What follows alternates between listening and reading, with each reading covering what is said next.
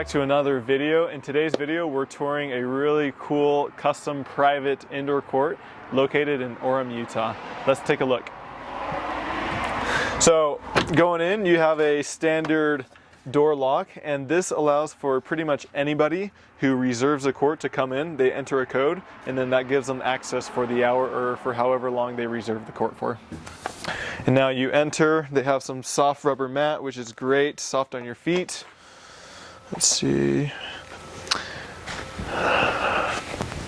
And then you walk right in and you are greeted with the court. The court colors are blue and a dark red, almost like a maroon color. This is a very interesting and unique court. I've never been here before, so this is my first time checking this out, and it's different than what I'm used to, but it's fun. It'd be fun to have this court at your house because you're able to practice on it whenever you wanted. The owner just wanted to make this court really friendly, really cozy vibes, and so that's why she added a lot of the details that she did. We're going to touch on those in a little bit. So you have the court right here, and this is a court that she essentially did all by herself. It was a DIY project. She said she looked at a lot of YouTube videos, Google searches, and she essentially did all of this herself. She said it was a pain, and if she had to do it again, she would just pay somebody to do it. In my experience, everybody thinks they're going to save a couple $1,000 doing it themselves, but in the end, it's almost always better to pay a professional to do it because they have so much more experience with it. Moving on, we have the support beams right here, but of course they got these cushions, and something unique about these cushions is I believe they are cushions to chairs or something like that. They just got some cushions for chairs and wrapped them around, which solves or serves the purpose. Over here we got some windows, blinds, which is great, so you can let some light in if you want, or you can close it so it doesn't mess with your pickleball play. And then here we have some fake leaves, and she said she brought this in because she wanted to make this place a little bit more lively, almost like a park atmosphere. And she originally was only going to do it, I think, up to right here, but she put it on and she said it looks so pretty, so good, that she wanted to continue up there, up the wall. Or it was the other way around. She only wanted to go to right here, but it looked so good that she wanted to do the entire wall. Right here, we talked to her about this. This is really fun. They're just little doors right here, but they are sealed, and so we're not able to open it up. But behind it, she has a lot of t-shirts, tournament t-shirts, and just little fun little artifacts, little toys, I guess you can call it. And I think that's just great to have that at your pickleball court. Moving on, we have a little fan up there that keeps the place warm and cool throughout the year. And also you'll notice she said she spent a lot of money on insulation, so that's going to keep this place cool and warm when it needs to be, and also provides a lot of sound protection, soundproofing, and so the neighbors, they can't hear anything. And she lives right here across, and she can barely hear when people are playing pickleball, which is great. That's one of the most common complaints about pickleball, is the noise complaint, and so the fact that she's able to minimize it is great for everybody.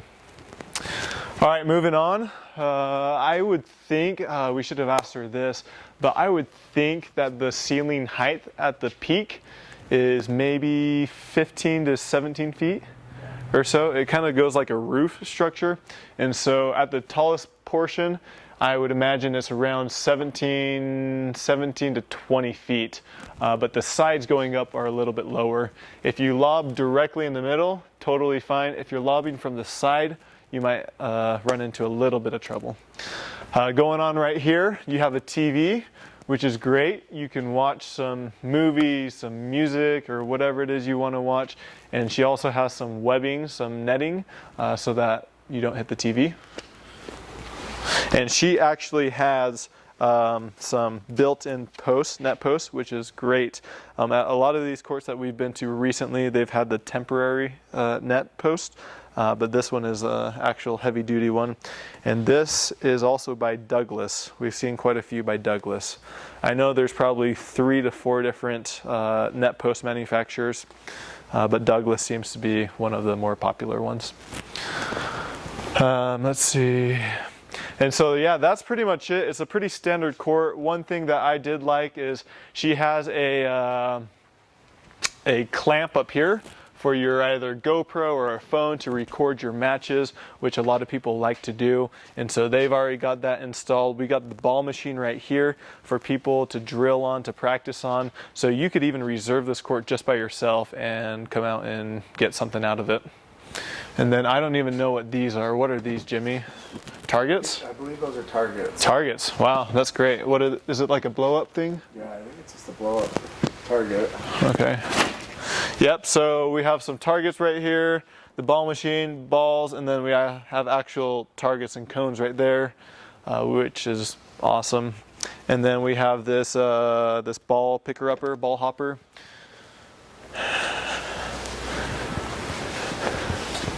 And then right here is the Nasty Erne Nelson's, which is the name of this place. And she actually came up with this logo and the name herself, and she is really proud of it. I actually really like the name. You're combining a couple different words in the pickleball vocabulary all together and putting it together. And then right here, she has a place for drinks.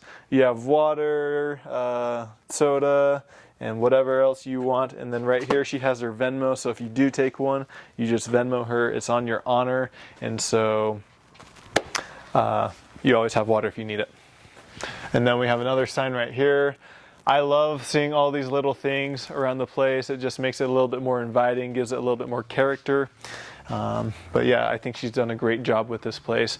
She was restricted with the amount of space on the sides that she could go.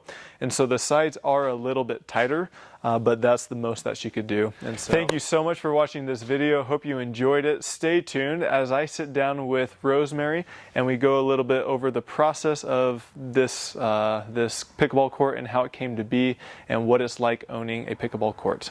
All right, so this is Rosemary, and we are at her beautiful indoor court here in Orem, Utah. And to begin, I always like to ask people, what's your skill level and how long you've been playing for? 4.0, and I've been playing for 4 years. Okay, and then how were you introduced to pickleball? My boss took the whole office to Provo Rec once. Okay. And he said, y'all are playing pickleball. Awesome. I had incredible beginner's luck, and I just decided, wow, I guess I'm a pickleball player. Yeah. I've been trying to get back to that level ever since then. Yeah, you dropped? I totally dropped. Yeah. Yeah. Happens to us all. Yeah. How often do you play pickleball now? I've really cut back this past year with all the work that this has taken. Okay. Before then, I was probably at least 5 times a week. Okay, great.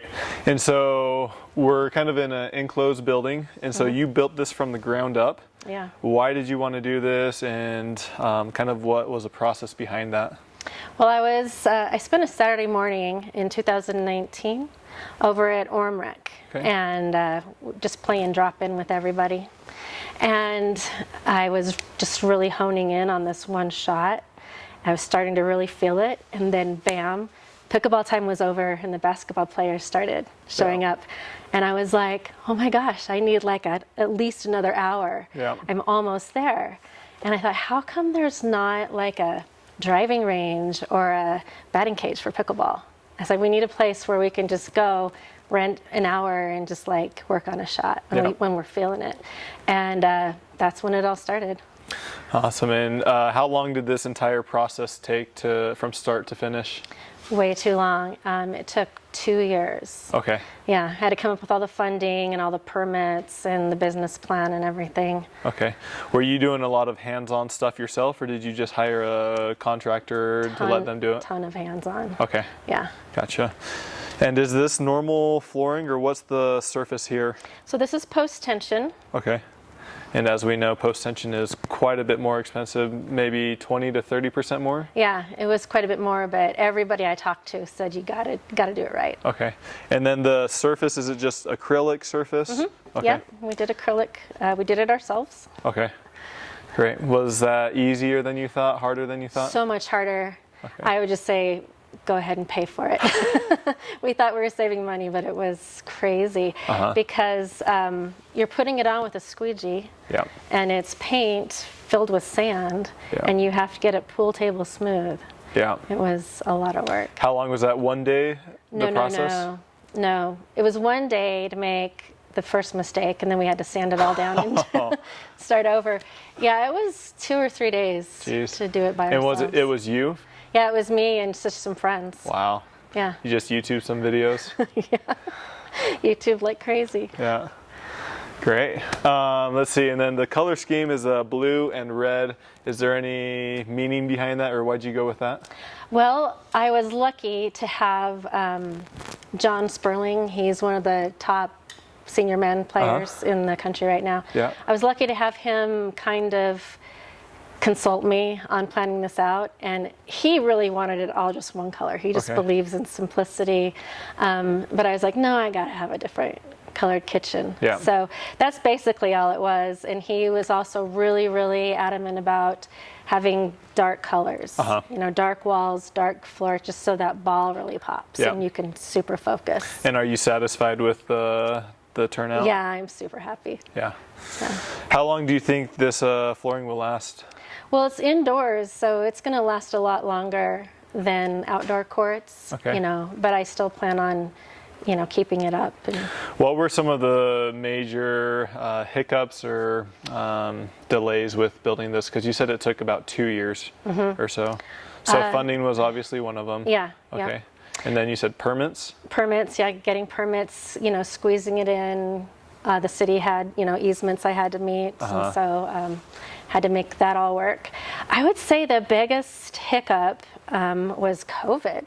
Okay. Yeah, because I got all the money I needed to go start to finish, and then COVID hit, and my prices tripled. Yeah. Like there are just pieces of wood here, just that one piece of wood was $30. Wow. Yeah, and the labor went crazy. I was paying premium just to get people to come work on it. Yeah.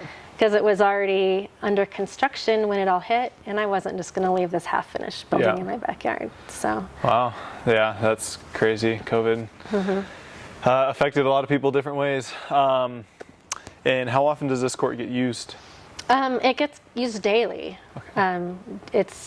It's growing slowly, but it's on an constant upward tick. Awesome. So. Will you tell us a little bit about like your business model behind it? Because yours is a little bit unique, right? Most people it's private for their own personal use. You actually rent your court, right? Yeah, I do. Will you explain your business model a little? Yeah, it was based on skill development. I just wanted a place where people could come and use the machine, or I refer to myself as a drill instructor. So I can't teach like you can teach, but I can get people here and do drills with them, you know, and help them build their skills. That's my business model. I love that people come and just play for fun too. But that's how it is, and you just pay for by the hour, $15 an hour. For the court? Yeah, for an hour of court time. And you can bring 2 people, 4 people, bring as many whatever? people as you want. I mean, I don't recommend going more than 6 people just because it's kind of a small facility. Yeah. And how often does it get used throughout the day? Would you say how many hours? Between 3 and 10 hours a day. It just varies. Yeah. On the and they can come at all hours of the day? Yeah, from 6 a.m. to midnight. Okay. Yeah. So this is a question that the viewers like to know is if you're comfortable talking about the cost of it, or at least your budget, what you were planning for. My budget came in initially pre-COVID at $120. Wow, for everything? For everything. I had a 3-car garage here that I had to demo. But yeah, for everything, $120. By the time I was done, it was like $205. Really? So it really went high. Yeah. Yeah, that's a big number. Yeah. One other thing we have to touch on. Can you touch on this feature wall and why you did this? Yeah, that's a great question. I kind of wanted to bring the park feeling indoors. And so initially I was just going to have this greenery around the base and then do some kind of chain link homage above that. But as I started putting the screen down low, I just loved it. And I just kept pushing it a little higher and a little higher. And then pretty soon it was like, oh no, the whole wall. Yeah. The whole wall. So it's kind of like, you know, those baseball stadiums out there with the green monster. Okay, so you have a lot of signage, and then as we were just talking about, there's some barn doors right there. And then behind them, what do you have behind those doors? Just a little trinkets. Okay. There's Barbie dolls, there's a Mother Mary, some lights, And a bunch of tournament t-shirts. And that door is sealed. Yeah. So we can't open it. No, we can't open it. Yeah. No, not right now. That's great. Yeah. Time capsule. It's a time capsule, exactly. Yeah. Do you have any other fun things in here that you like? Well, I like it all. I like that it is what it is because it really fits the Nasty Ernie Nelson name, you know. I like it when people come in and say, oh, this is like one of those gyms in the movies where the boxing pro hones his skills. You know, it's just really intimate and warm and kind of funky. What are your, well, we just kind of touched on it, but what are your favorite features about having this court? I like that it's private. Like if you need to focus, right? This is your court because of the colors, and you can have it really quiet and private with an instructor.